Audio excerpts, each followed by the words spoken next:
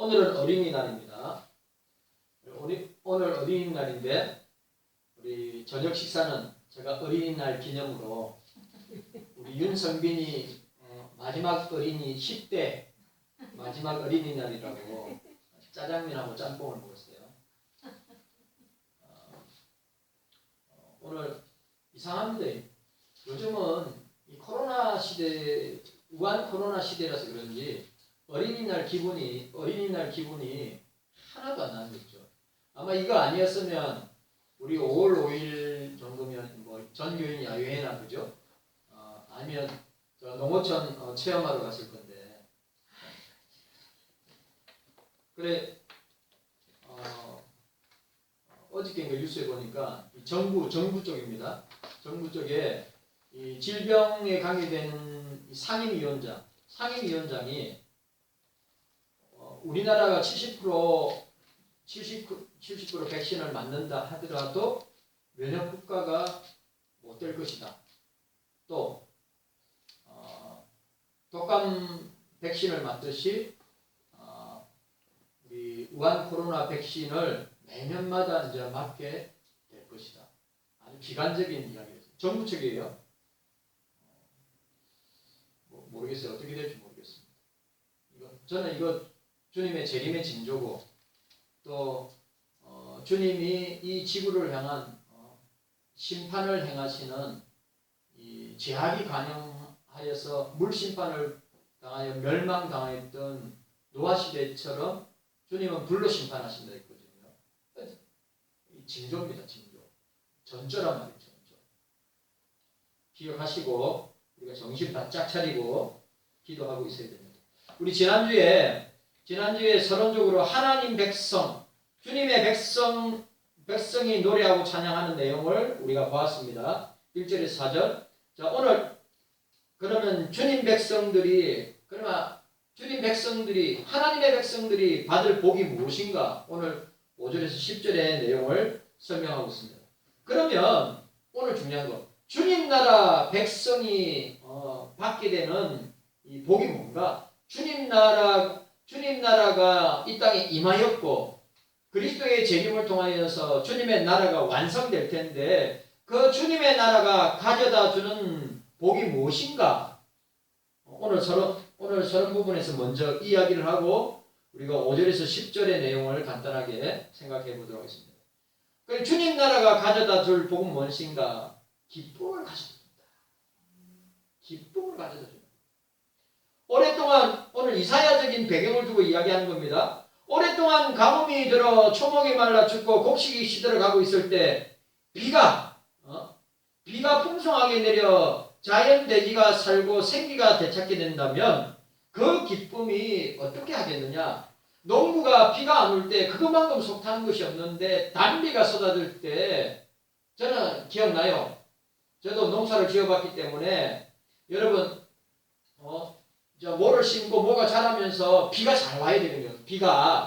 만약 비가 안 오면 어떻게 됩니까? 땅이 쩍쩍 모가 타들어가죠. 모가 타들어갑니다. 땅은 쩍쩍 갈라지고. 근데 비가 쏟아지잖아요. 그럼 저희 아버지가 그 비가 이거는 단비고 이 비는 이 농사에 아주 중요한 비이기 때문에 비를 갖다가 뭐 2-3시간 맞아도 그 비를 맞으면서 뭡니까? 물꼬를 터져가지고 이제 논에 물을 받아야 되니까. 주님의 나라가 그런 나라입니다. 예수 그리스도의 복음이 인간의 마음속에 가져다 주는 기쁨에 대한 적절한 비유가 아니겠는가? 예수 그리스도의 구원이 우리가 다 갚을 수 없고 또 우리가 그것을 갖다가 그 주시는 구원의 기쁨과 감격은 이루 말할 수 없는 것처럼 주님의 나라가 임하였을 때 우리에게 주는 것은 뭡니까? 기쁨으로 충만합니다. 또 그 다음에 주님의 나라가 가져다 주는 복은 뭡니까? 열매맺게 한다. 풍성하고 무성한 열매를 맺게 한다고 하였습니다. 이사야적인 표현입니다. 무성함은 생명과 성장의 결과라고 할 수 있습니다. 사막은 황폐하여 열매를 맺지 못하는 땅입니다. 세상이 여러분 이 이 세상이 그러한단 말이에요.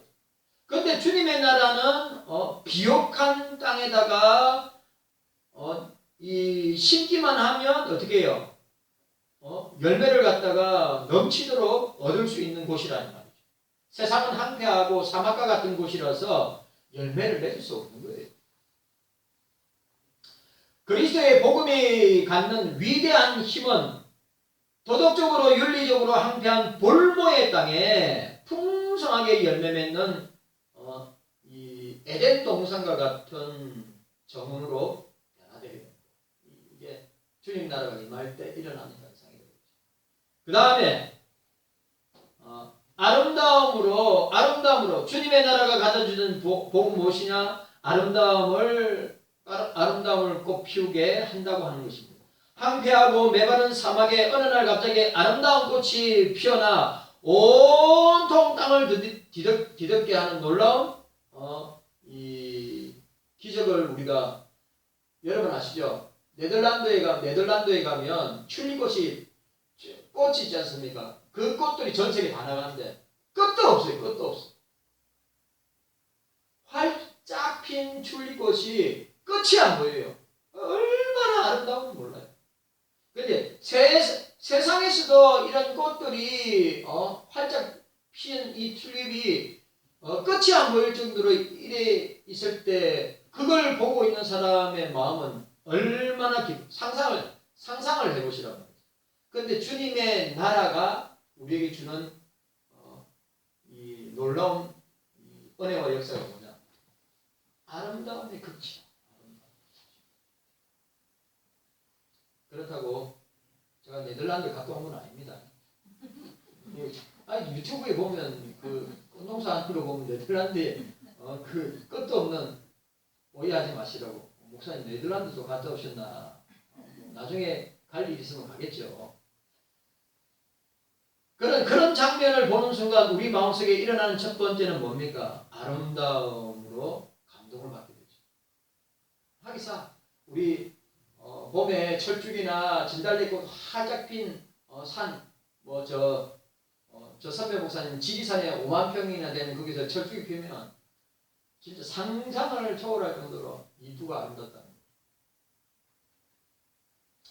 이사야 선지자는 본문을 통하여서 도덕적인 변화의 놀라운 기적이 빚어내는 아름다움을 이야기하고 있는데 상상력을 동원하지 않아도 많은 그리스도인들이 그들의 삶 그 자체가 아름다움을 보여주고 있다. 그리스도인들의 삶이 천국의 삶의 아름다움을 우리의 모습을 통해서 제가 여러분 아시죠?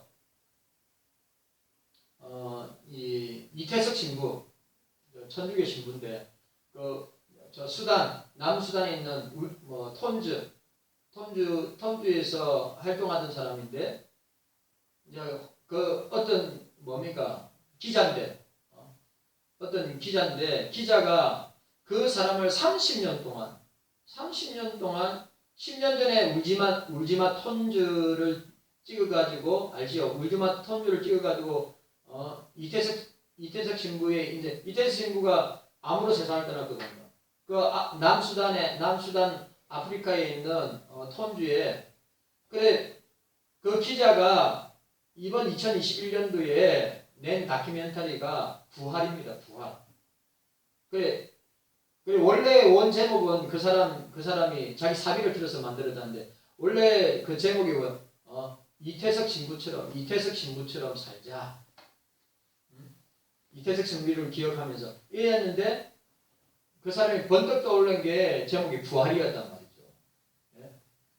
그런데 지금 이태석 신부가 죽은 지 10년이 넘었는데 그 톤주에서 의과 대학생이 몇 명 나왔냐면 60명이나 나왔어요.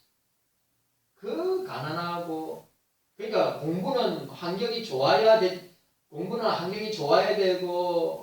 여건이 좋아야 돼.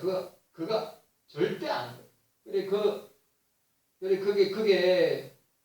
그 남수단에 있는 톤주에 그 가난하고 20년 동안 전쟁으로 애들은 7살 때 징집이 돼가지고 10살이 되면 전쟁터에 나가서 총 쏘고 사람 죽이고 그런다. 그러니까 그 애들은 이 사고와 사상 체계가 완전히 무너져 있기 때문에 어린 시절이 없어. 오로지 사람 죽이는 거. 근데 그 전쟁통에 그리고 또 그 옆에 문둥병, 우리가 한세시병 마을이 있었는데, 그 이태석 신부가 그 한세시병 문둥병 환자들 돌보고, 이제 로마 카톨릭 한 누님의 사랑으로, 사랑으로. 그 감동을 받는 거라. 누가 문둥병, 한산시병 걸리는, 손가락 잘리고 막 피부로 나오고 하는데 누가 그거 합니까? 그래, 그 톤주의 애들을 갖다가 악단을 만들고, 그리고 그 애들을 위해서 그 신부가 전기가, 그 동네엔 전기가 없으니까 태양열 지뢰판을 자기 가져가 자기가 저 손으로 다. 그 애들이 그걸 보면서 잘한 거예요. 아, 나도 의사인 이태석 신부처럼 나도 돼. 그래, 그 마을에서 59명이 되는 애들이, 59명이나 되는 애들이 의사가 됐다니까. 의과대학을 다녀, 의과대학을. 그래, 그 다큐멘터리를 찍은 기자가 막 충격을 받고 전율이 오더래. 아, 그 사람의 삶을 통하여서 내 제일 안타까운 게 뭐냐? 그래, 우리가 목사의 눈을 볼 때도 진짜 고귀한 삶이고, 그래, 여기에 뭐라고? 한국의 슈바이처 이태석 신부 선종이 뭐냐면 선하게 살다가 죽었다, 그 말이야. 근데 내가 그걸 보면서, 야, 이게 그 사람의 삶에서 나온 모습을 보고 애들은 엄마 아빠 돌아갔다고 해서 애들이 안 온대. 근데 안 온대. 그 만났던 애들을, 그 기자가 다큐멘터리 찍으면서 만났던 애들에게 이태석 신부를 이야기하면 다 울더라, 이거.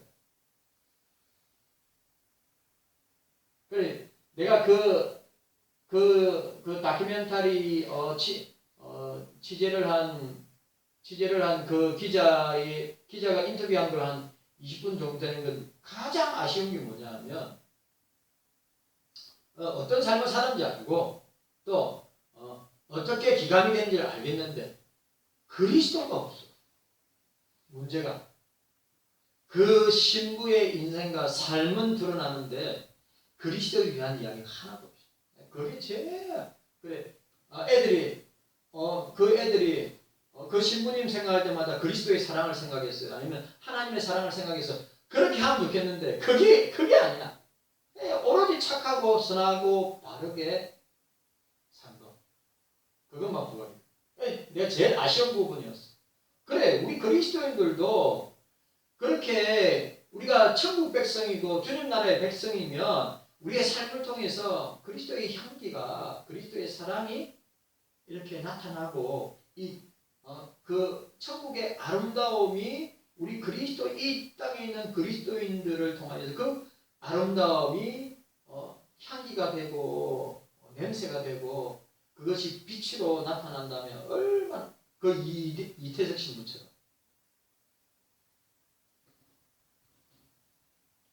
하기사 크리스찬들 가운데, 선교사들 가운데 이태석 신부 같은 필리핀의 그 유명한 박누가 선교사님, 의사 선생님. 필리핀의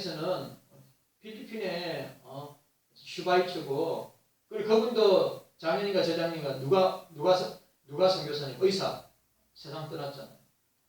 이태석 신부하고 비교해도 비교될 정도로 그 삶이 진짜 오직 그리스도만 드러나고 그리스도만 나타나기를 원하는, 그리스도의 사랑이 전달되어서 그들에게 예수를 믿게 하는. 그리고 그 누가 의사 선교사는 그리스도 병도 낫게 하고 그리스도를 전도하는 그런 사람. 그걸 비교해 보니까 누가 선교사가 훨씬 나은 거예요. 제가 오늘 우리 하나님 나라의 아름다움이 누구를 통해서 나타나야 됩니까? 바로 저와 여러분들의 삶을 통해서 주님 나라의 아름다움이 나타나야 된다. 그리스도를 닮아가는 우리의 삶 속에서 그 그리스도의 아름다움, 주님 나라의 아름다움이 나타나야 된다. 이게 오늘 저와 여러분들에게 있어서 숙제고 과제고 한국교회 문제라고 생각합니다. 이재석 신부의 삶하고 비교하면 비교가 안 되지. 솔직히 말하면. 목사들하고 비교하면 비교가 안 되지. 그렇게 고귀한 삶, 그리고 후원받은 그 성교비를 갖다가 절대로 자기를 위해서 사용하지 않고, 그러니까 죽을 때 뭐 아무것도 없어. 그러니까 추앙하는 거지. 그 사람이 추앙하다 보면 그 사람이 우상이 되는 거예요. 하나님은 온데간데 없고 예수님은 온데간데 없고 그 사람만 추앙이 되는 거예요. 그건 진짜 잘못된 겁니다. 주님 나라가 가져다 주는 복은 어떻습니까? 영광과 존귀를 가져다 줍니다. 예수 그리스도의 권세 가운데 사는 것이 그리스도의 권세 가운데 사는 것이 존귀한 삶의 비결인데, 어떠한 삶의 영역을 영위하든 간에 그리스도의 권세 아래 사는 사람은 주님 나라의 존귀함과 가장 가까이 다가가는 것이라고 할 수 있습니다. 그것이 그리스도와 연합을 통해서 영광과 존귀한 가운데 우리의 삶에 영향을 미치게 된다고 하는 사실입니다. 마지막으로 여기 보니까 주님 나라가 가져다 준 복은 뭡니까? 하나님 영광에 이르는 소망을 가져다 준다고 말씀하고 있습니다.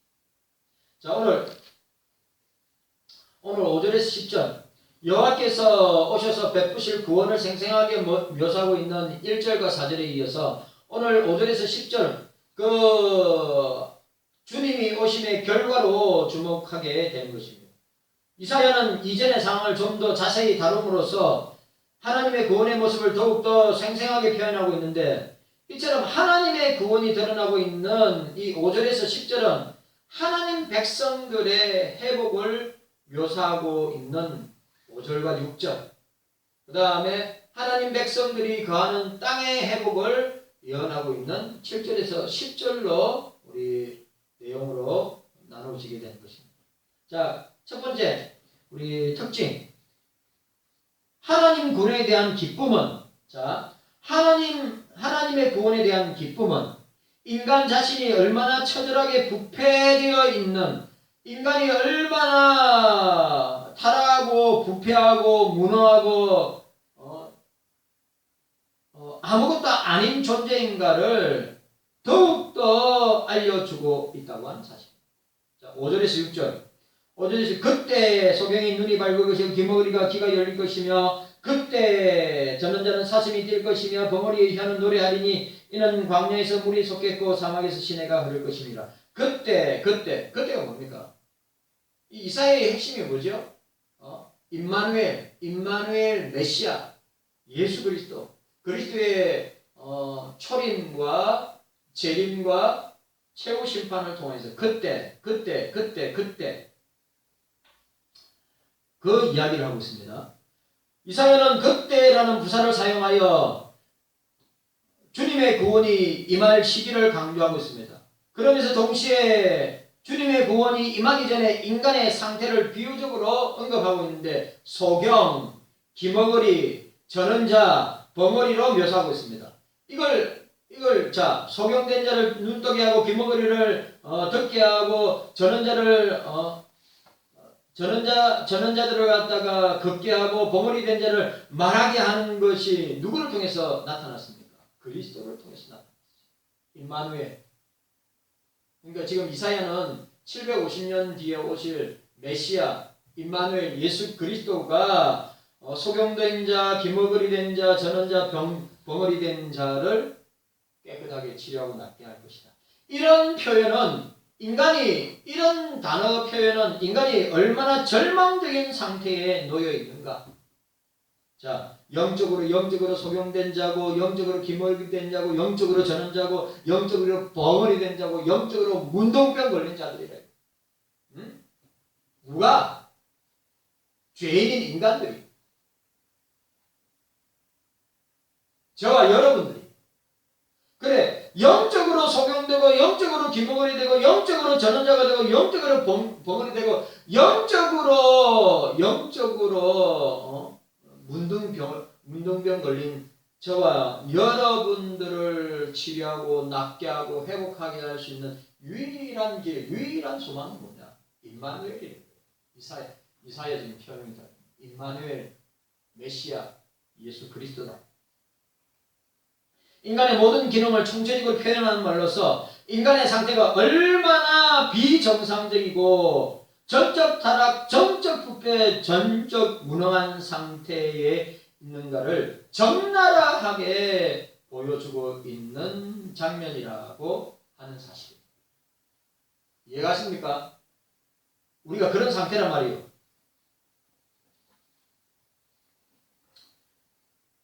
이런 육체적 상태와 아울러 영적인 상태를 암시하는 말로 자주 사용되는 게 무엇입니까? 이게 소경된 자, 기머거리 된 자, 저는 자, 벙어리 된 자, 이렇게 표현하고 있는 것입니다. 그리고 이사야 29장 18절 영적 치력과 청력이 회복되는 날이 도래할 것이라고 약속하고 있습니다. 오늘 우리 35장 5절에 영적인 의미로 해석하는 경향이 있습니다. 우리는 누가복음 7장 18절에서 23절의 내용을 염두에 둔 것이라고 할 수 있습니다. 예수님이 그렇게 하셨기 때문에. 주님은 본절과 같은 표현을 문자적으로 육체적인 의미로 언급하신 것입니다. 따라서 우리는 본절을 육체적 의미와 영적인 의미를 동시에 지닌 것으로 이해할 수 있습니다. 궁극적으로 주님의 나라에서는 주님의 백성이 영화로운 몸과 온전한 상태를 갖추게 될 것이다. 유명한 주석가 데비치는 여기에 언급된 치유가 장차 여호와의 오심으로 인해 실현될 전인적이며 총체적인 구원의 외적인 측면을 나타난다고 말하고 있습니다. 이러한 병자들의 치유는 예수 그리스도의 주요 사역 중에 하나였음을 우리는 보게 됩니다. 그런 면에서 35절은 메시아 시대를 선언하고 있는 내용이라고 할 수 있는 것입니다. 맞죠?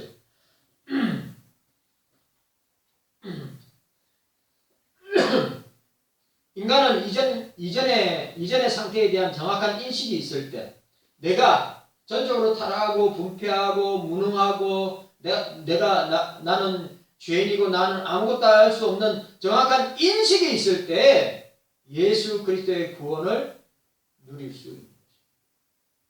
예수 그리스도의 구원을 우리가 리시브할 수 있습니다. 나는 죄인이 아니야. 나는 의인이야. 나는 부패하지 않았어. 타락하지 않았어.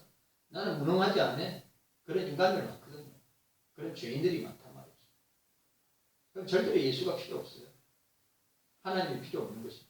그런데 나는 전적으로 무능하고 부패하고 타락하고 나는 아무것도 할 수 없는 죄인임을 인식할 때 그 자기 자신의 실존을 정확하게 인식할 때 주님이 필요하구나.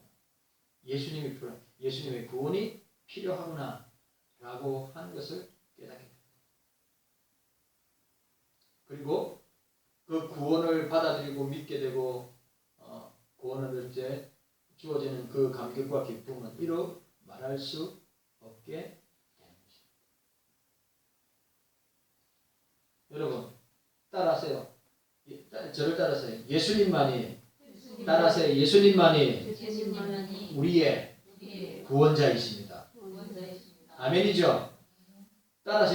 나는 전적 무능, 정적 부패, 전적 타락한 존재입니다. 죄인입니다.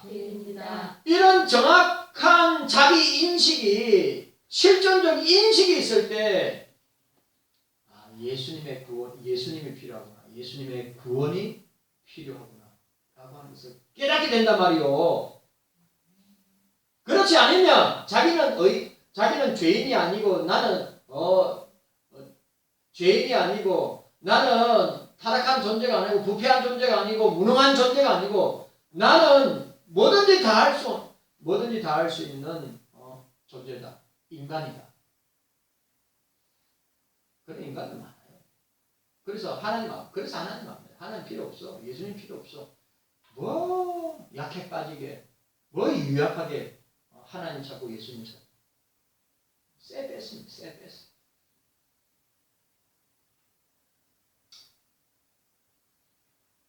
깨닫는 은혜가 저와 여러분들에게 있기를 바랍니다. 또 오늘 보세요. 36절 보세요. 36절 함께 읽도록 하겠습니다. 36절. 자, 36절 시작. 35장 6절 시작.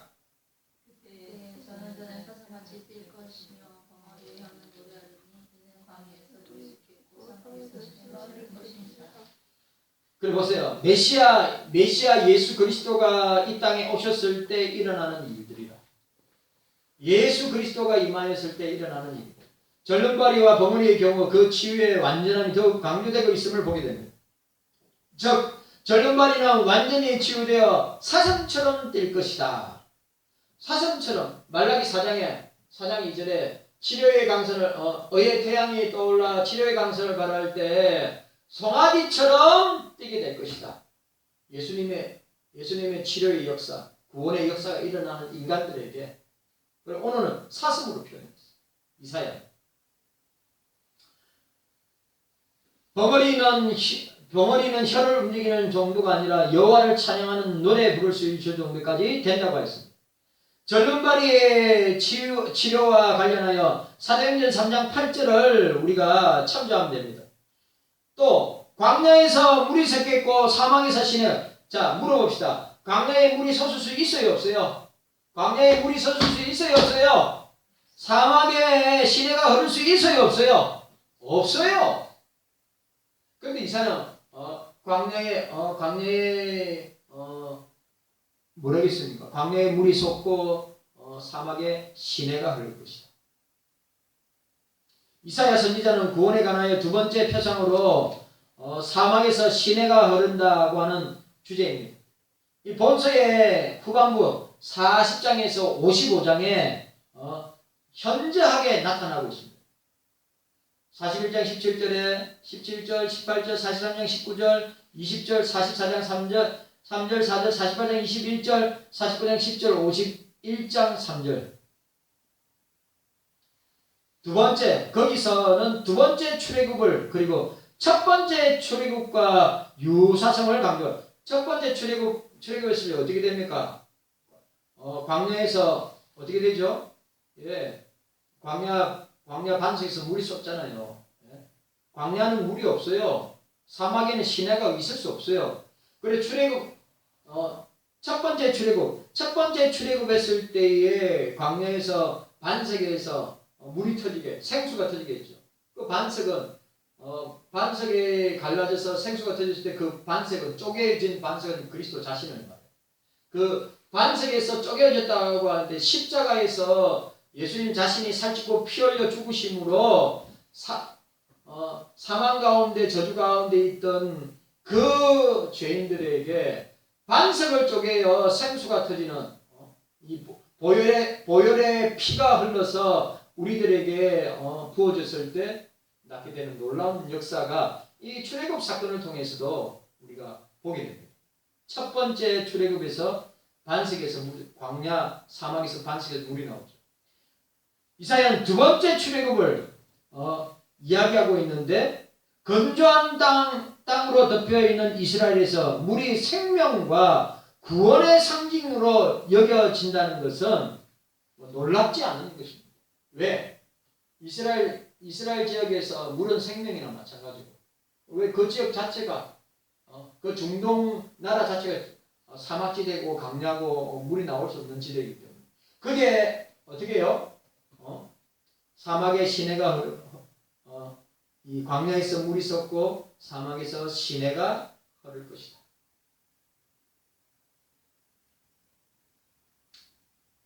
그러니까 이 광야 같은 이 세상, 오늘 저와 여러분들이 살고 있는 이 광야 같은 이 세상에 교회가 광야에서 물이 솟고 사막에서 시내가 흐르는 그 역할을 하는 거예요.